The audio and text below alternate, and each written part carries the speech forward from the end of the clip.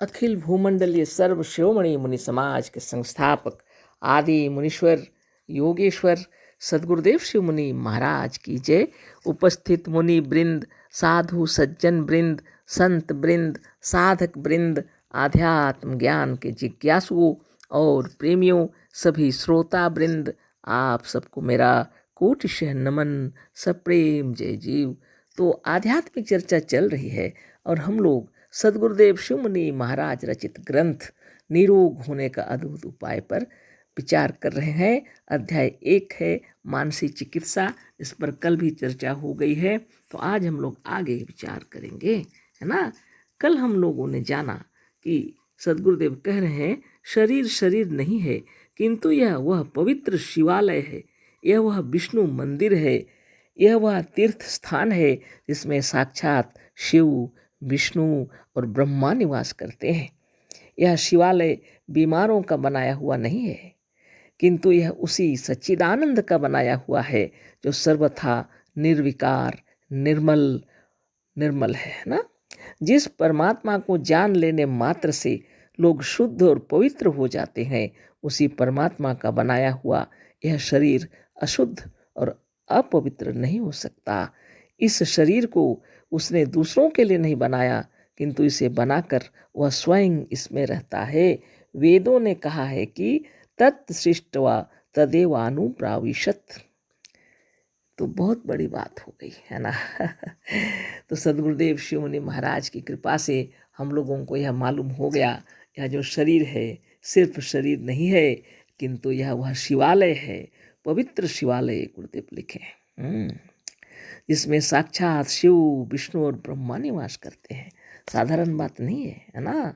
तो इस चीज़ को अच्छी तरह जब जान जाएंगे तो हम लोग को यह मालूम हो जाएगा कि शरीर अपवित्र नहीं है। शरीर रोगी और जो दिख रहा है यह अज्ञान से है ना। इसीलिए इसको शुद्ध और पवित्र करने के लिए निर्मल निरामय होकर अपने ध्यान और तपस्या में तल्लीन हो जाना चाहिए, है ना। सदगुरुदेव की वाणी देखिए कितने सुंदर लिखा है उन्होंने, है ना। जिस परमात्मा को जान लेने मात्र से लोग शुद्ध और पवित्र हो जाते हैं, उसी परमात्मा का बनाया हुआ यह शरीर अशुद्ध और अपवित्र नहीं हो सकता। इस शरीर को उसने दूसरों के लिए नहीं बनाया, किंतु इसे बनाकर वह स्वयं इसमें रहता है ना। शरीर को बनाकर स्वयं भगवान इसमें रहते हैं। जब वेदों ने कहा है तत्सृष्ट्वा तदेवानुप्राविशत, है ना। इसको, इस संसार को या शरीर को बनाकर वह इसी में प्रवेश कर गया। कहने का तात्पर्य यह है कि उस घर को अपवित्र न समझो जो परमात्मा के रहने की जगह है। इस शरीर में भगवान साक्षात रहते हैं, है ना। इस बात को जान लेना चाहिए। तो बहुत बड़ी बात है। तो गुरुदेव की कृपा से देखिए हम लोग आगे पढ़ते हैं। सदगुरुदेव क्या कह रहे हैं, इसको, इस संसार को या शरीर को बनाकर वह इसी में प्रवेश कर गया। कहने का तात्पर्य यह है कि उस घर को अपवित्र न समझो जो परमात्मा के रहने की जगह है। ईसाइयों की धर्म पुस्तक में कहा है body is the temple of God. फिर ऐसी पवित्र जगह को, ऐसे पवित्र मकान को जो अपवित्र समझता है, क्या वह पापी नहीं है? अवश्य है। बस इसी पाप का यह फल है कि तुम रोगी और निर्बल हो। यह शरीर कभी अपवित्र और रोगी नहीं है। इस पर दृढ़ विश्वास रखो। यह पवित्र विश्वास और यह पवित्र भावना तुम्हें रोग मुक्त बना देगी। तो बहुत गंभीर बातें हैं। सदगुरुदेव कह रहे हैं कि वेदों में लिखा हुआ है तत्सृष्ट्वा तदेवानुप्राविशत। इसको, इस संसार को या शरीर को बनाकर इसी में प्रवेश कर गए वो भगवान, है ना। ईसाइयों की धर्म पुस्तक में भी लिखा है body is the temple of God, है ना। तो कौन सी जगह पवित्र है? शरीर ही पवित्र है, क्योंकि इसमें स्वयं भगवान विराजमान रहते हैं। और इस शरीर को बनाने वाले स्वयं परमात्मा हैं, है ना। यह दूसरे के लिए नहीं बनाए हैं, स्वयं अपने लिए बनाए हैं। तो यह शरीर अपवित्र कैसे हो सकता है ना। तो भावना ही खराब है हम लोगों की। ये अपवित्र विचार, अपवित्र भावनाओं के कारण हम रोगी हो गए हैं। इसलिए गुरुदेव कह रहे हैं कि इस ऐसी पवित्र जगह को, ऐसे पवित्र मकान को जो अपवित्र समझता है, क्या वह पापी नहीं है? अवश्य है। बस इसी पाप का यह फल है कि तुम रोगी और निर्बल हो। यह शरीर कभी अपवित्र और रोगी नहीं है। इस पर दृढ़ विश्वास रखो।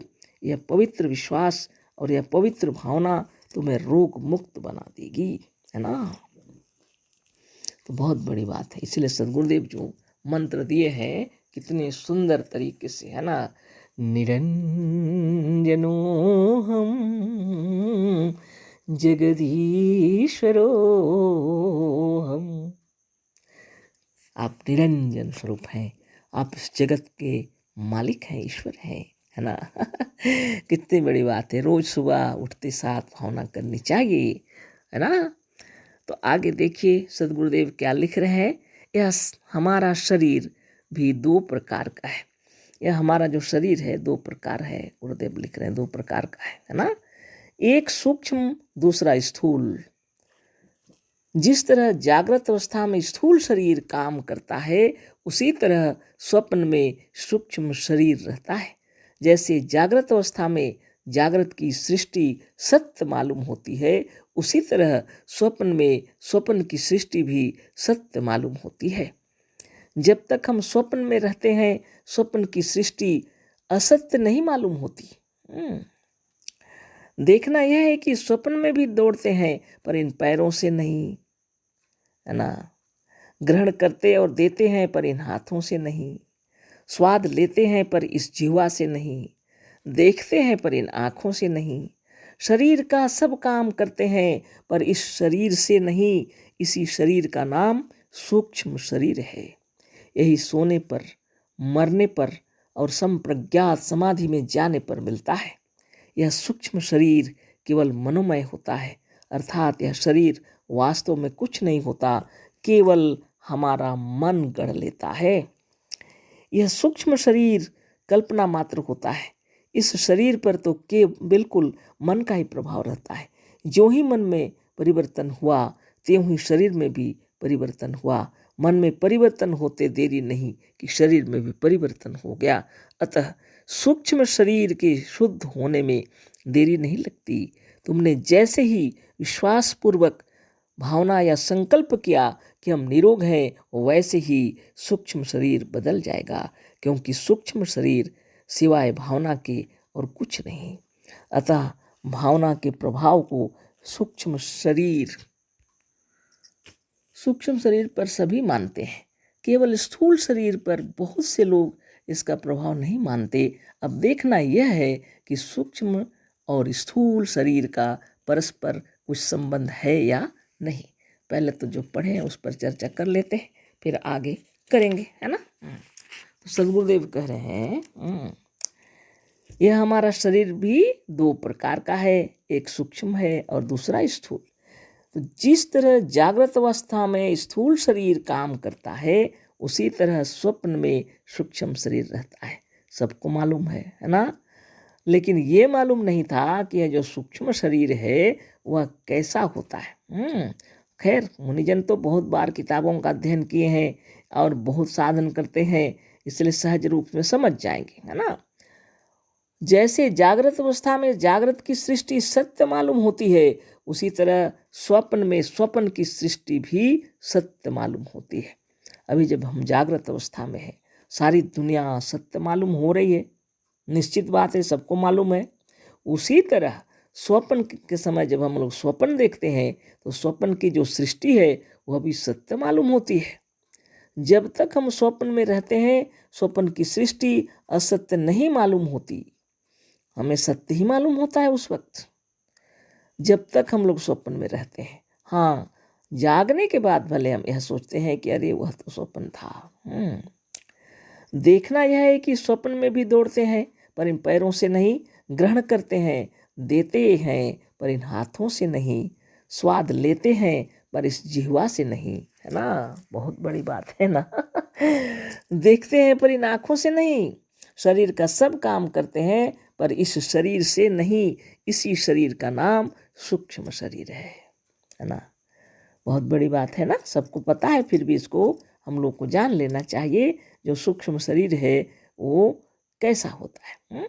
जब हम लोग सूक्ष्म शरीर में यानी स्वप्न में रहते हैं तो वहाँ की जो दुनिया होती है वो भी सूक्ष्म होती है, उस समय वह सत्य मालूम पड़ता है ना।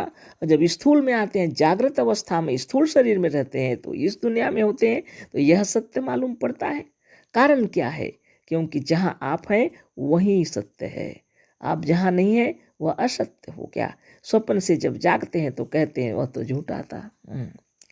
जागृत को छोड़ करके जब स्थूल शरीर को छोड़ कर जब हम लोग चले जाएंगे तो यह झूठा हो जाएगा, हम लोग जहाँ रहेंगे वह सत्य होगा।